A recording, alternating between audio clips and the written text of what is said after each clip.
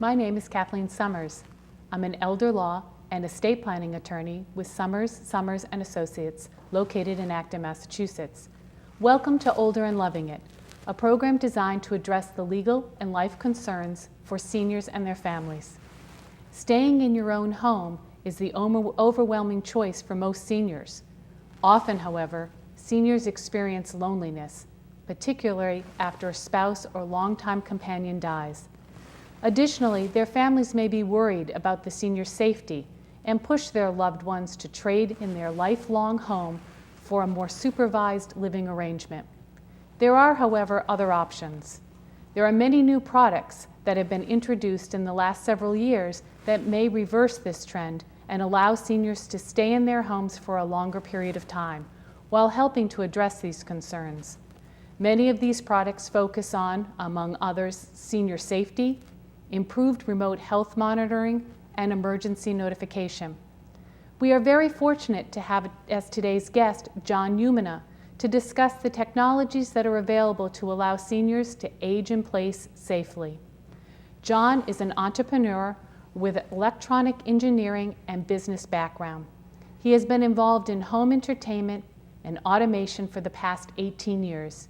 He is the president and founder of Senable Living, a company devoted to utilizing technologies to allow seniors to age in place. Welcome, John.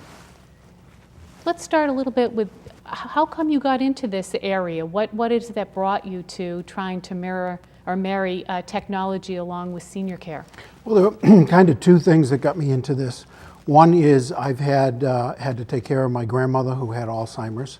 I've had my parents living with us for 10 years. And also my mother-in-law right now who is living with us on and off. So I've seen what can happen and what's required in order for people to stay at home safely. The other thing is in the business of doing the technology, these new products have come to my attention, and I just kind of put the two together. I guess I have a good example. My father, for one, had diabetes, and one morning we got a call that he'd had an incident.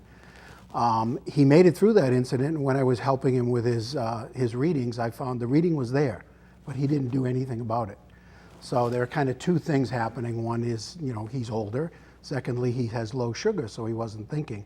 If we'd had one of these products, none of this would have happened because somebody would have been down there that night. So that's really how we got into the new Senable Living. So you had a real opportunity to have a personal experience in terms of aging parents and trying to keep them at home safe. Yes, and exactly. Dealing with increased, it sounds like, health issues that Yes. they were facing.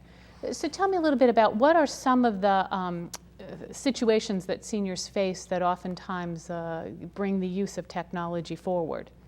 Well, part of it is, of course, there have always been a lot of products available for, I can't say a lot, but we all know of this one, that you wear around your neck that has a button on it. Mm-hmm. And if something happens, you can push that button and it'll call somebody and someone will show up.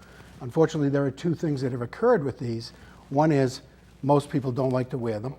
Secondly, sometimes when they have an incident, they don't want to push the button because they don't want to bother anybody. Mm-hmm. I kind of like this one because you can actually talk back and forth to the person that you call. So it's a little better in that you can let them know what's going on. So that's one that's been around for a long time. But some of the newer ones do a lot more for the elders. Mm-hmm. So this one here you're talking about actually allows you to be able to talk as if you were at the phone?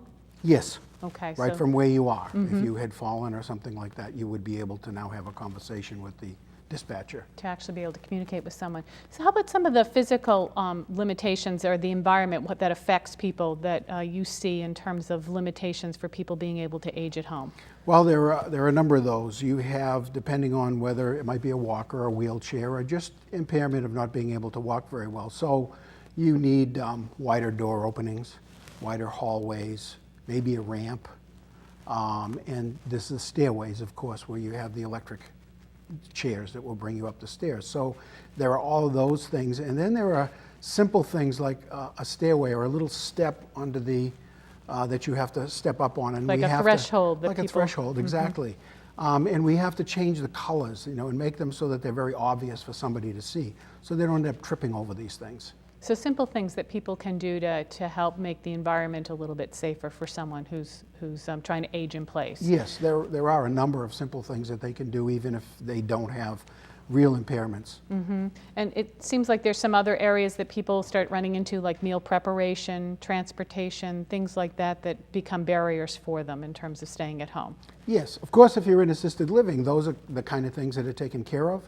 So what we've tried to do is we bring all these services together. We'll bring in a contractor if they need a lot of work done to the house. But then after that, we bring in food service, people to prepare meals. We'll bring in concierge services to help them shop, companions or nursing care, or even things like landscaping or house maintenance. So anything that they would normally get in assisted living will be provided so that they can stay at home safely. Giving the option to be in the senior's own home and in Yes. their own living environment. Right. Why don't we talk a little bit about some of the technological pieces that you all have found useful and how they might work for a senior who's looking to stay at home, or for a child who is concerned about a parent and their safety at home. Right. We saw the pendant. Here's another little product that's used for GPS. They can wear this if you find them that they roam. They'll put this on their wrist and you'll be able to find them wherever they go. So like a little bit of a monitoring device that helps to locate where they might be if they do any monitoring. Exactly. Okay. And with this, they also have shoes that have the GPS built into them. So whatever they just put them on. What we're trying to do is make it so that they don't have to do anything special in their day to have to. We don't like to have to wear things all the time and do things that they might forget to do. Here's one that a lot of people like because we've all had the problem of putting something on the stove and forgetting that we put it there. Well, this sits above the stove, and if you put something on and then leave the kitchen for a period of time, it'll shut the stove off. Oh, interesting. So not only do you have devices in which other people can monitor movement, but this is something that a senior could use themselves to help self-monitor. Exactly. That wouldn't Yes. involve somebody else having to be watching it, but help to give reminders for them. Right. Okay. Yes. And then there are other things. I don't have examples here, but of course, as you get older, you want cognitive help. You need things. So there are programs on computers that will help you keep your mind active, to ask you questions and do things. There are phones with large buttons and remote controls the same way that will help them during their daily operation. What I have here is a device that incorporates all of the things that we're talking about into one device. And this is something new that has, it normally shows pictures that you've taken. It incorporates Facebook, and these things will go through. But your loved ones can get onto a website and send pictures of the kids and things that will show up on this device. So a way of communicating that they can send information forward, be able to send pictures to be able to show what's happening in their lives? In their lives, Okay. correct.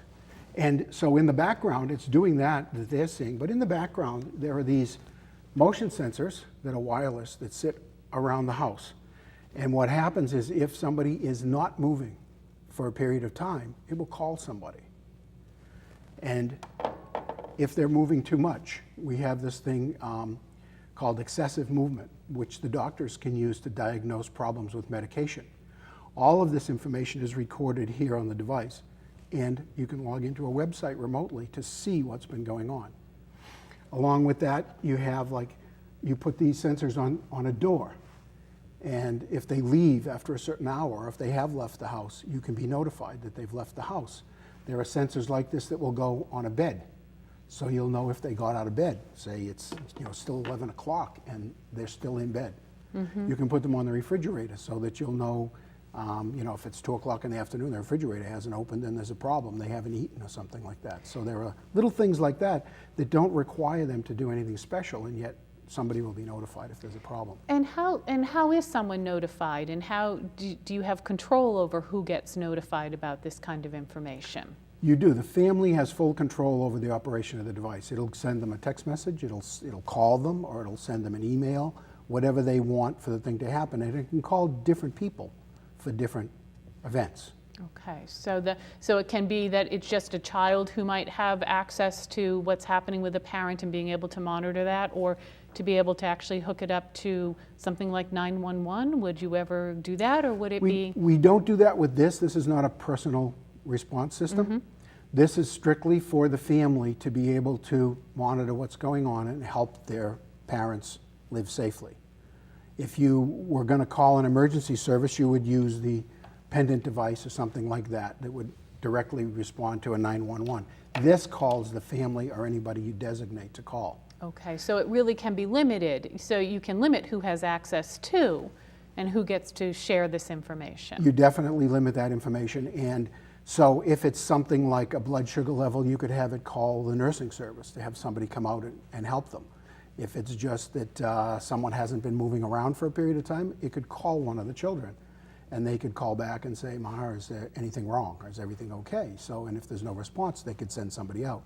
So it's really for that in between where the child isn't worried constantly that something's wrong with their parent while they're home alone. And the child or the caregivers have all of the control over the system because they just log in remotely through a web browser. And from there they can send pictures, they can look at the readings that it has on it, and they can set how long there's no activity or what things are going to happen when an event occurs. So it's all up to the person who logs in, and it's limited to them. Okay. And in terms of the use of it, can you pick and choose and change the level of the monitoring system based on the needs of the senior, or is it where you have to have all the different monitoring devices in place? No, you can definitely start out with just the unit to do the communication with the family.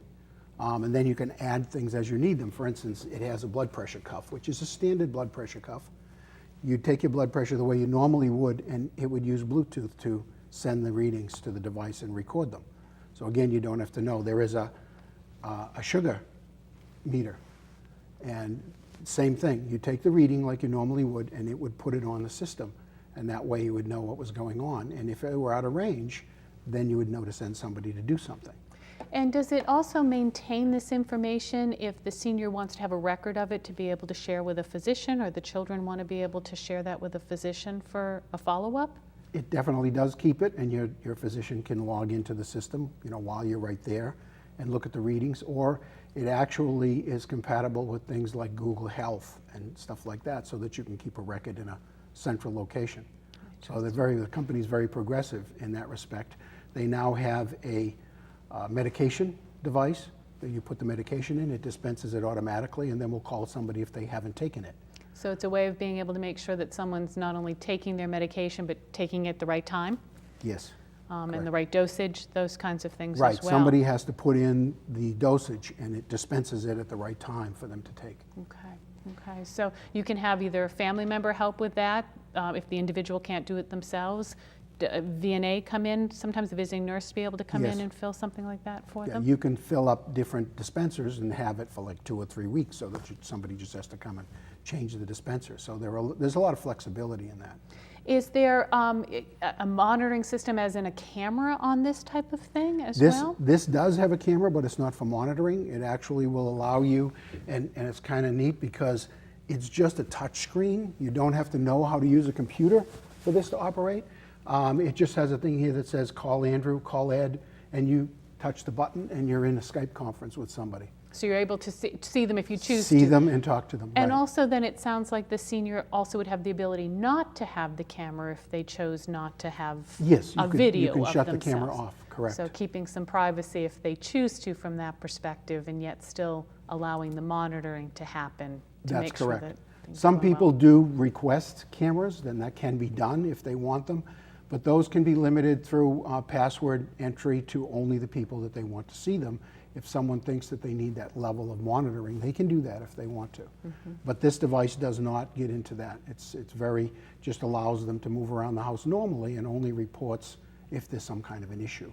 Okay, so it really does give the family or whoever the senior and the family have chosen to give access to a full picture of how things are going for that person. Yes. Over a day, or a period of time. Right. Wonderful, wonderful. Tell me a little bit in terms of, you said that you've dealt, with Alzheimer's disease and clients who are dealing with dementia. This seems like it would really lend itself to trying to help a senior age in place with those kinds of issues. It would definitely allow them to stay home longer. I mean, there's always a point where it gets to where they need constant care, and the option there would be to have a companion that would stay with them 24 hours, which is available. But up to that point, this would allow them to be able to be there, and somebody would know if something has happened that had needed some attention. Are there other kinds of diseases that you've seen that seniors dealing with that this system really lends itself to? People who are prone to maybe falling or, not being able to get out of bed, who forget to eat or don't eat, or those kinds of things. They could remain at home and still be okay as long as there was somebody nearby to respond to a situation. So as you're aging, things change, and at Cenable, what we try to do is keep in touch with the clients so that as things change, we change the services that they require. And so you still, part of this would be also having family involvement when possible. The family is definitely involved in something like this, because let's face it, they're involved to begin with. If there's nothing in there, that it's very difficult for them to maintain that relationship while they're taking care of the children and working and doing all the things that we have to do at that stage of life. So this gives them some feeling of relief that their loved ones are safe while they're not there watching them. One of the things I saw in the notes as we went through this is concerns, you talked about concerns about cooking and like fires in the kitchen and that kind of thing. Is it this device here, the one that helps to monitor the stove?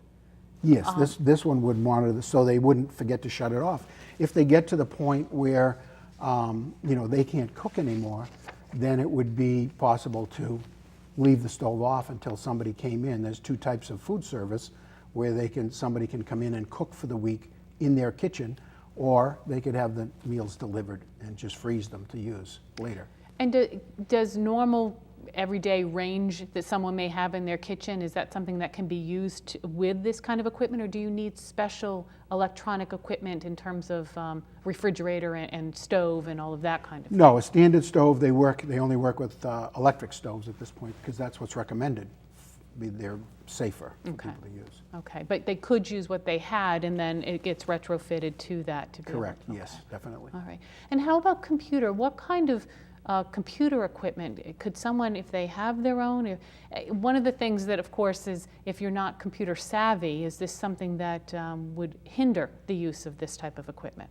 No, the beauty of this one is the fact that it goes through things all day long. It gives them news, it gives them weather, and they can come in and it has buttons on it.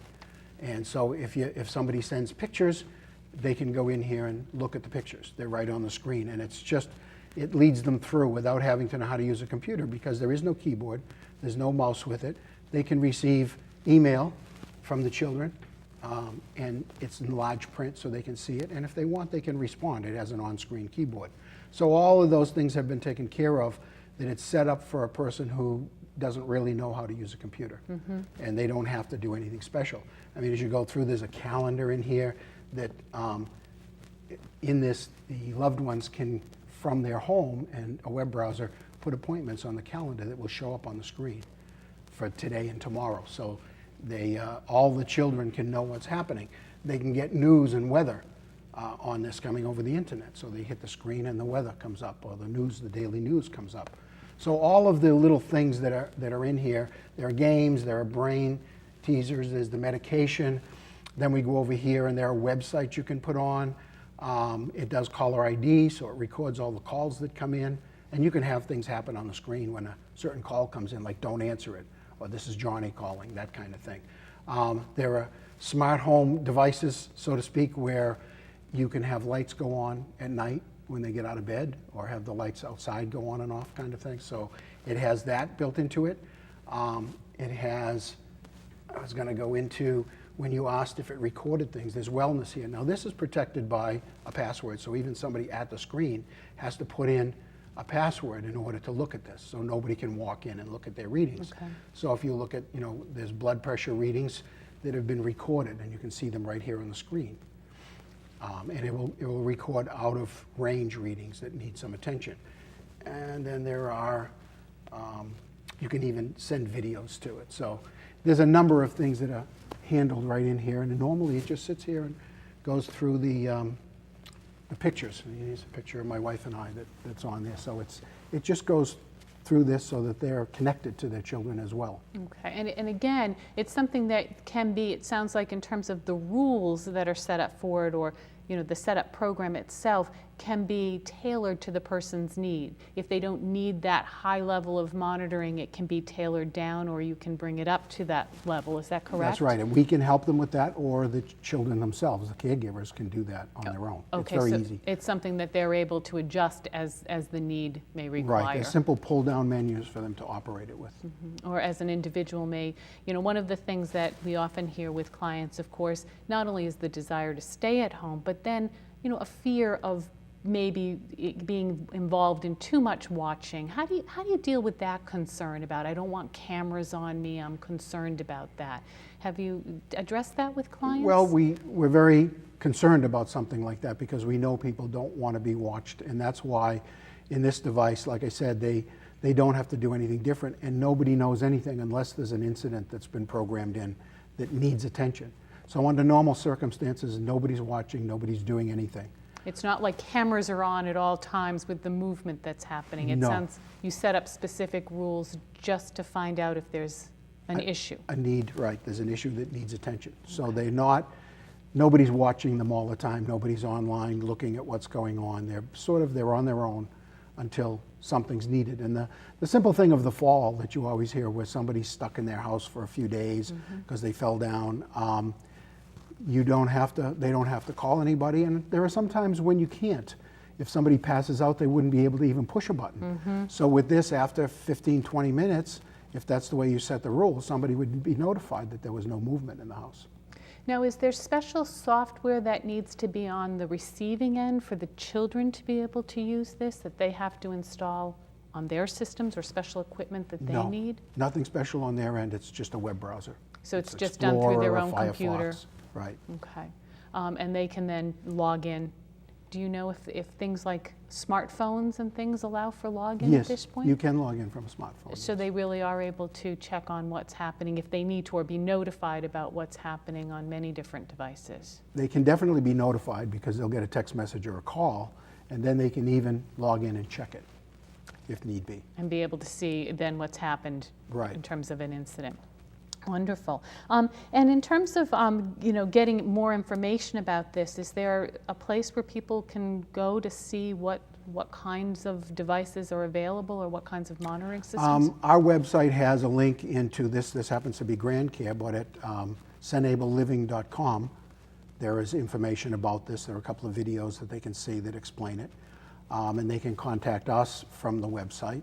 And the phone number is 781-728-3303. Wonderful. And does it take a long time for someone to get set up and using this kind of a system, or? No, we can have this system set up in less than a day, and then we show them how to use it, and they're ready to go. So not much training is involved in No, terms of having it's fairly easy to use. pretty intuitive, as they say. Yes. And you've got the blood pressure monitoring that I see, and I see also the blood glucose They have monitor. the glucose, they have oxygen, and they have weight. So there's an oxygen monitor as well, and then a Yes. weight monitor that, again, will set parameters in terms of what might be outside of that realm Right. of normal. I mean, a lot of times when you look at weight, the doctor wants to know if there's a sudden change in weight and that such. So this will record all of the weights every day that they take on the scale, again by Bluetooth. So nothing special for them to do, and the physician can look at that information to determine, medication and so forth. And when a physician, you said a physician actually could have the ability to be able to log in if the client wanted them to? Yes. And do they need special equipment to be able to do No, that? same thing, just the web browser. They just give them a login. They add them as another user of the system. And then they're able to see what's been recorded there in terms of these different monitoring devices? Right, and you can limit users to certain things like sending pictures and not looking at their medical history. So different people can have different access to the So system. not everybody has to have access to the things in terms of personal Right. information if you choose That's not right. to. Well, John, this is very, very interesting in terms of some of the options that are available to help seniors stay home and to help give their families a comfort level in terms of that they're functioning at home well and that there's no crises occurring. So thank you so much. We really appreciate you spending time with us today. If someone wants to get a hold of you, what's the best way to reach you? The best way is probably through the website, sales@senableliving.com, or the phone number that I gave is 781-728-3303. Terrific. And any questions, they can go ahead and reach out to you about this equipment and learn Definitely. a little bit more about this option. Yes. That's fantastic. Well, thank you very much for tuning in. We appreciate this opportunity to be able to present you with this information and give a little bit more about options for staying home. As always, if you have any suggestions or questions, feel free to contact us. You can reach us at Summers & Summers at 978-263-0006. I want to thank our production crew today, Nico, who is our director, Ron Zimmerman, and Rick Deegan, who are our cameramen. Thank you very much.